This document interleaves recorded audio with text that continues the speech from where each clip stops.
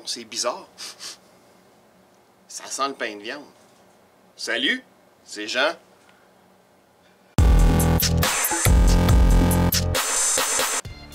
Hey, cette semaine, on a plein de nouveautés malades. On a ici Destro.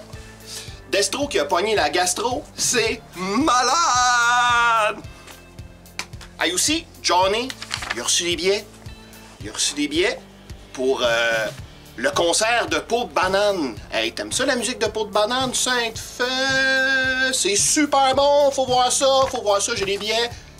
Viens à boîte à BD de Laval, viens chercher des billets. Concert Peau de banane, c'est malade!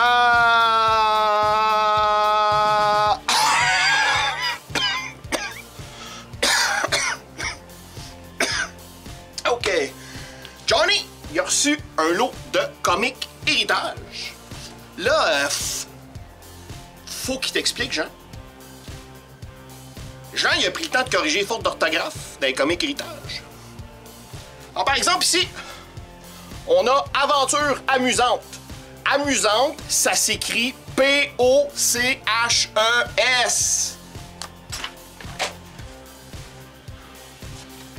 On a reçu également Aventurosaure, édition spéciale, qui sent le pain de viande, OK? C'est un scratch and sniff.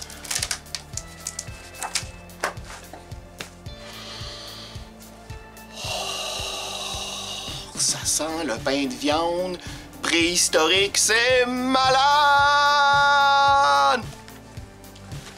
Johnny aussi, il a reçu des jouets collectionneurs. Wow. Alors, on vient d'apprendre que Pedro Pascal va jouer Monsieur Fantastique. Fait qu'on a une édition de Pedro Pascal, Monsieur Fantastique. Ça, c'est malade parce que, checkez bien, son bras, il s'allonge! Il s'allonge!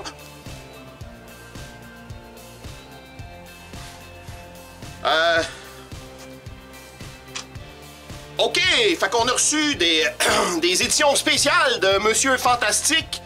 Paraît que ça brasse dans Secret Wars 14 parce qu'il est viré manchot.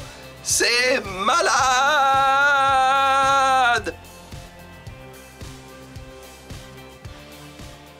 Et voilà, c'est tout.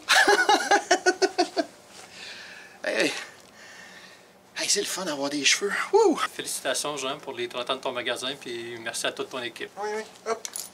Assis. Oui. Bonjour. En ce 30e anniversaire de la boîte à BD, je tenais à faire acte de présence et à revoir Jean, dit le marquis. C'est le seigneur qui tient le château fort, l'antre local de la culture BD du 9e art. Fait que sur Facebook, il y a juste les vidéos de nouvelles de la semaine. OK. Sur YouTube, tu peux même, je fais une tournée du Lac-Saint-Jean, je vais dans les shows de char, je vais dans les festivals. Oh, ouais. Tu vois même behind the scenes de l'OVMF. Ah ben je vais m'abonner d'abord. Parce que monsieur était souvent blocage de mémoire. Oui. Bénévole pour l'OVMF, l'Orchestre avant de musique de film, dont je parle tant. Fait que je te lègue le treble, puis je te laisse faire ta vidéo. Fait que c'est ça, moi j'ai connu Jean au moment que je suis allé au Comic-Con de Montréal dans les années à peu près 2010. Puis c'est ça, là, j'ai vu son kiosque, puis j'ai commencé à parler avec, puis j'ai trouvé super sympathique. Puis il me dit, tu viendras faire un tour à mon magasin, j'ai un magasin à Laval, puis ça donnait bien parce que moi je reste à Laval. J'ai dit, je vais aller faire un tour, puis là, ben, j'ai trouvé Jean super sympathique, puis il donnait un super bon service, puis j'ai commencé à peu près environ, c'est ça, 2010, 2011, dans ce coin-là. Hey Jean, cet exercice-là, c'est difficile pour moi parce que d'habitude, je suis derrière la caméra, mais je prends quand même 2 minutes pour te dire un gros merci pour toutes ces années-là de ta boutique. Je pense que moi, ça a commencé en 1996. Toutes les séries que tu m'as fait découvrir par ta passion. Tu m'as suggéré des affaires.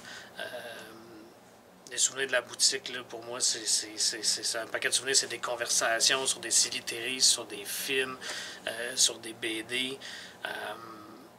Je suis pas une semaine où j'avais pas hâte de venir chercher mes comics à la boîte à BD puis de croiser les autres clients. Fait que je vais essayer de faire ça court, mais je te dis merci pour les 30 ans. Puis j'espère que tu vas être encore là bien longtemps parce que c'est bien le fun de venir à ta boutique. C'est comme ça on était chez nous. Jean, bon 30 ans. 3 décennies, wow! Félicitations, bravo, bravo d'avoir duré, mais aussi d'avoir gardé ta passion. C'est vraiment unique ce qui t'habite parce que, à travers tes capsules, entre autres, dans le magasin, tu mets en valeur la bande dessinée québécoise, la bande dessinée européenne. Tu demeures passionné, évidemment, du vieux stock de comic book, mais la passion est là aussi pour ce qui est nouveau. Tu gardes l'intérêt, puis c'est pour ça que tu sers bien tout le monde. Merci, je dis merci, moi, pour ton excellent service, ton attention, t'es attentionné, et puis ça se voit que t'aimes le monde. Ça aussi, là, après 30 ans, là, faut le faire, t'es patient.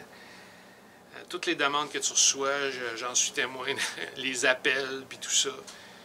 Fait que, vraiment, chapeau, chapeau. Merci pour ta gentillesse aussi, c'est ça. Ça, c'est une qualité qu'on ne souligne pas assez dans le monde aujourd'hui, qui est rare aussi. Fait que tout ça fait de... C'est pas seulement un lieu, la boîte à BD, la boîte à BD, c'est toi qui l'habites. Puis à travers tes capsules, entre autres, là, où tu communiques bien ton enthousiasme, puis tu gardes le feu allumé. Fait que chapeau. Salut, c'est pas Jean. Moi, c'est Xavier. Bonjour. Salut, c'est Max. Salut, c'est Vincent. Écoute, aujourd'hui, c'est les 30 ans de la boîte à BD. Puis Jean m'a demandé de venir vous raconter une anecdote. Fait que j'essaie de piger la meilleure anecdote de la boîte à BD en 30 ans. Bien, pour commencer, moi, c'est Vincent, comme je disais. Je suis client de la boîte à BD depuis que j'ai 14 ans. Ça fait 30 ans. J'achetais des BD chez Jean quand il était au choix de vidéo, à coût de 25 cents sur un comptoir. C'est moi le client qui a, de façon légendaire, acquis Spawn numéro 1, mais qui l'a échangé contre un Spider-Man de 1099. Un trade que j'ai regretté à l'époque, mais qu'aujourd'hui, qui est fabuleux et que je chérirai pour toujours comme un souvenir. Ouais, ça fait que Jean m'a demandé de raconter une anecdote, puis je pense que la meilleure anecdote de la boîte à BD que j'ai pour vous, c'est l'histoire... du premier Free Comic Book Day.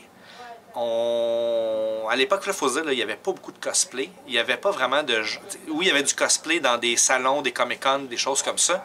Mais le Free Comic Book Day, c'était vraiment un événement modeste. Ceux qui étaient là au début, là, Jean, il donnait des BD, il y avait des deals avec des distributeurs, puis il donnait des bandes dessinées gratuites. Puis Jean voulait attirer les gens. Il avait fait faire des t-shirts, il a fait de la promotion, il avait réservé le stationnement en avant pour mettre un chapiteau. En tout cas, peut-être pas de chapiteau la première année, mais bref, Jean voulait faire ça gros, puis il avait raison. Et cette année-là, à l'Halloween, je m'étais fait faire un costume de Spider-Man. Mais là, il faut se mettre dans le contexte. Aujourd'hui, acheter un costume de Spider-Man sur Amazon, ça se fait comme ça. Puis il y a des méchants beaux costumes avec du print sur du spandex. Ils font des lentilles, ils font des slips coquets, des masques. Tu peux être grassouillet comme je le suis en ce moment, puis avoir un beau costume de Spider-Man. Mais à l'époque, ça n'existait pas. Fait que j'avais acheté mon tissu, j'avais engagé une de mes amies comme couturière, puis elle m'a fait un costume homemade, dont le symbole dans le dos, elle l'a collé à l'envers, mini détail. Il n'y a pas de ligne, d'ailleurs, Jean Q, mets-moi une photo ici, s'il te plaît, de Spider-Man. Et voilà, c'est ça que je ressemblais. Ce qui faisait la job à l'époque, on est en peut-être fin 90, début 2000, je me rappelle pas. Jean Q l'année, je me rappelle pas, du premier Free Comic Book Day. Bref, tout ça pour dire, Jean m'invite, il dit, pourrais-tu faire de la promotion, habillé en Spider-Man avec ton costume, il est cool ton costume, il l'avait vu à l'Halloween. Je fais, pas de problème, je vais remettre mon costume de Spider-Man à amuser les enfants. Je suis pas une mascotte dans la vie, mais je peux me débrouiller. Fait qu'on arrive au magasin, et il y a mon ami Charles Farrell, qu'on salue aussi, qui dit, Vincent, je vais faire le méchant. Parce que comme aussi mon costume, je voyais pas bien, il s'est dit, je vais pouvoir t'aider, je vais en même temps être comme un peu ton chaperon, là, pour pas que tu te heurtes sur personne et tout ça. Puis il dit, moi je vais être en méchant, bas de nylon, faux pistolet en plastique, trench coat noir. Puis il faisait le méchant sur le rue. Fait que nous, on se promenait sur le bord d'Agenais, puis on faisait notre petit sketch de Spider-Man. Lui, il faisait semblant de voler une banque, puis moi, je courais après en Spider-Man, puis on le tabassait pour attirer des clients chez Jean. On fait ça une partie d'après-midi, je me fouille la cheville, parce que je vois pas où ce que je vais, je saute en m'en allant en bas d'une marche, le béton en avant, je me fais mal. On fait le show, on signe des autographes, les enfants me donnent la main, je compte des affaires, on a du fun, on attire du monde. On décide d'aller se dévêtir pour remettre nos vêtements normaux, profiter de l'événement. On retourne dans le backstore du magasin, dans l'arrière-boutique, et je commence à me changer, enlever mon costume. Charles, même chose, mais lui, c'est un trench coat, un bas collant, il enlève tout ça. Et là, Jean vient cogner. Toc, toc, toc, dans l'arrière-boutique. Il ouvre la porte, il sait que je suis en train de me dévêtir. Moi, Spider-Man, si vous savez, c'est pas très épais comme linge. Tu peux pas porter des vrais vêtements en dessous, fait que je me retrouve presque en bobette. Jean vient cogner à la porte, puis là, je vois juste sa tête sortir derrière le cadre de porte. Avec le gros sourire, Jean, il me dit, il y a quelqu'un qui cherche Spider-Man. Fait que là, moi, je joue le jeu parce que je me dis, bon, il y a des enfants, c'est des parents, tout ça, puis qui veulent peut-être voir Spider-Man, puis je suis en train de me changer, il est trop tard, puis j'ai chaud, ça me tente pas. Fait que moi, je dis un peu dans le rôle, je dis, il n'y a pas de Spider-Man ici. Et là, Jean se tasse, et là, c'est une femme qui se pointe, une madame, là, qui a l'air d'une maman là, qui répète avec ses enfants. Elle aussi, je la vois se passer derrière la tête le cadre de porte, puis elle me dit, c'est-tu toi, Spider-Man? Puis je dis non, j'ai aucune idée de quoi vous me parlez. Mais elle me voit, je suis en bédaine. J'ai un costume de Spider-Man dans les mains. J'ai probablement le pantalon encore de monter avec les bottes, mais je suis en bédaine. Là. Puis là, je fais non, je vois pas de quoi vous parlez, Spider-Man. Puis je fais semblant de jouer le jeu toujours, tu sais, que c'est pas moi Spider-Man, que je me suis fait prendre, mais que c'est pas ce que vous pensez. Et la personne sort du cadre de porte et c'est une policière. Et là, je comprends dans son visage une expression de sévérité. Cette dame ne tendait pas à plaisanter tant que ça. Fait qu'elle me dit, c'est toi Spider-Man? Fait que je fais, oh oui, excusez-moi, ben là, oui, vous êtes la police, là, je comprends. Oui, c'est Spider-Man, y a-tu un problème? Elle me dit, ouais, elle dit, c'est toi qui rôdais derrière les commerces tantôt, cagoulé? On a eu des plaintes, puisque le voisin chez Jean, c'est un bijoutier. Donc, elle dit, il est inquiet, ils ont appelé la police parce que quelqu'un était cagoulé. Puis, je dis, non, c'est pas moi. Mais finalement, on se rend compte, à force de déduction, c'est mon ami Charles, qui avait enflé son bas collant, n'ayant pas besoin d'un vestiaire pour se changer. Il a sorti son trench coat de son pack-sac dans la ruelle en arrière. Et en ajustant son bas collant beige sur sa tête, il s'est assuré du look dans la vitre du bijoutier d'à côté. Fait qu'évidemment, je ne sais pas si c'est des caméras de surveillance ou quoi que ce soit, ça a créé un quiproquo. Et la police cherchait le fameux cagoulé derrière la bijouterie qui est, quand on y pense, très très louche. Fait que ça a été l'histoire de Spider-Man. On a élucidé l'histoire. Spider-Man a collaboré cette journée-là avec la police, les forces constabulaires. Et on en a bien ri. Les policiers ont pris leur radio, ils ont appelé les gens dans le quartier qui patrouillaient pour un individu louche. Et ils ont dit, on a trouvé notre Spider-Man, qui était finalement le cagoulé. Et ça a été la fin de l'histoire cette journée-là. Mais ça nous a bien amusé, ça fait très gens, on en parle encore aujourd'hui. On a donné une petite fois sur un bijoutier, mais ça nous a permis d'entertainer plein d'enfants cette journée-là, puis de lancer un phénomène les années d'après. Gens se sont empilés les cosplayers au Free Comic Book Day. Fait que je vais me donner un peu le crédit sur avoir démarré un mouvement. Et deuxième anecdote d'ailleurs, écoute, je suis tellement une icône de la boîte à BD, j'ai aussi démarré la tradition de la poutine avec Jean. Donc, je suis l'investigateur la première fois. En fait, c'est l'idée de Jean de filmer, qui est une drôle d'idée quand on y pense, mais on avait l'habitude de des fois dîner ensemble. J'arrivais avec des poutines au magasin, puis on mangeait des patates, du fromage fondu, puis de la sauce. Puis, ben, ça a démarré aussi une autre tradition. Fait que c'est mes anecdotes que j'ai de la boîte à BD. Il y en a plein d'autres que je vais chérir et garder pour peut-être les 40e. Tiens. Fait que c'était Vincent Legault à la boîte à BD sur le décor de Jean. Puis je vous dis à la prochaine. Oh wow, ok, ouais, là je suis vraiment assis là, à la place du maître. 30 ans, Jean. C'est incroyable. J'ai vu les photos défiler, puis je me suis dit, wow, hey, tout ce temps-là que je viens collectionner des comics, puis je m'en souviens la première fois que je suis arrivé chez toi, je collectionnais dans ce temps-là au Comic Saint-Martin, et puis on fermait les portes. Fait que là, je cherchais une place. Puis quand je roulais, là, j'ai vu la boîte à BD. J'ai dit, oh my God, comment c'est là? Je vais rentrer dedans. Puis quand je suis rentré, je me suis dit, wow, j'ai vraiment été reçu. C'était vraiment le fun parce que l'ambiance, l'atmosphère était comme, wow, OK, t'as une minute, là. Puis, il m'a dit, salut, ça va bien? J'ai dit, oui, ça va bien. Puis après ça, on a commencé à jaser. Puis tranquillement, pas vite, j'ai commencé à collectionner, puis acheter à toi, ici, là, au magasin. Puis, je vais jamais oublier ça. Puis après toutes ces années-là, je suis encore là. Parce que tu donnes un très bon service. Et puis, tu es vraiment passionné de ça. De tous les comics que tu as, que ce soit en français, en anglais, puis même des histoires quand même que tu nous contes, que les livres que tu lis, puis tu nous le partages. Donc, c'est incroyable. C'est le fun. Tu es passionné, puis j'aime ça. C'est une des raisons pourquoi je viens ici. Et aussi, avec tout ce temps-là, ces années-là, eh bien j'ai rencontré des amis. J'ai fait des amis. Jacques, Alain, les trois fameux qu'on voit, ces T-shirts. Puis écoute, on a développé quand même une bonne amitié, avec un respect. Puis j'oublierai jamais la première fois qu'on a jasé. Puis j'ai même compté mes choses personnelles. Tu es à l'écoute de tout. Et puis, écoute, j'aime bien ça. Tu es vraiment gentil. Tu es vraiment brillant avec tout ce que tu as fait. Puis je suis vraiment content. Puis écoute, 30 ans, écoute, félicitations. Bonne fête. Et puis, je te souhaite encore des années et des années de plaisir, parce que tu as du plaisir à faire ça éventuellement. Tu sais, c'est pas juste une passion, mais tu as du plaisir. Puis avec nous autres, la clientèle, tu es vraiment, vraiment cool. Tu es vraiment là, t'es le fun. Moi, ça me touche parce que je te considère comme un ami. Et puis, ça me fait du bien. Toutes les fois que je viens ici, on jase de tout.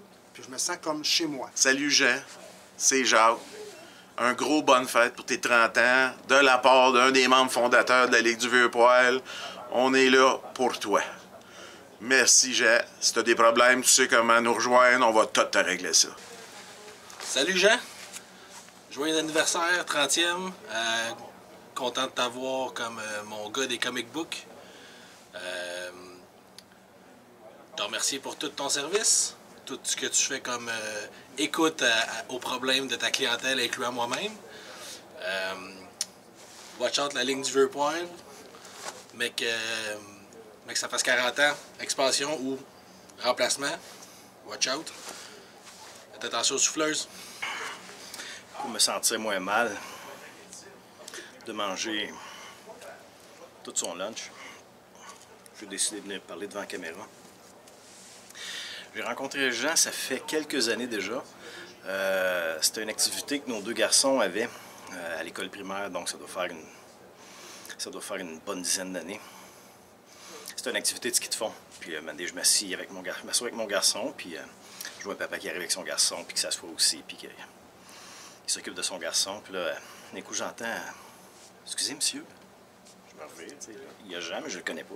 « Êtes-vous Patrick Boutin? » Il dit « Oui, effectivement. » Puis Jean habite à Sainte-Sophie, dans la même municipalité que moi. T'sais. Puis il me connaissait parce que, bon, il y avait probablement des annonces de ce que je faisais, ou une couple de bouquins que je faisais, tout ça. Puis à partir de là, on est devenus assez amis. À partir de là, tous mes lancements, je les fais à la boîte à BD. Puis je viens de temps en temps pour justement me ravitailler en comics, puis en bande dessinée, tout ça. Fait que c'est ça. C'est comme, direct là que je me sens plus coupable de manger tant que ça, vu que j'ai parlé dans la caméra. Fait que, joyeux 30 ans à Jean. C'est un excellent ami, un excellent confident. Une personne que je suis très content d'avoir dans mon entourage. Donc, dans 30 ans, je vais être là pour le 60e.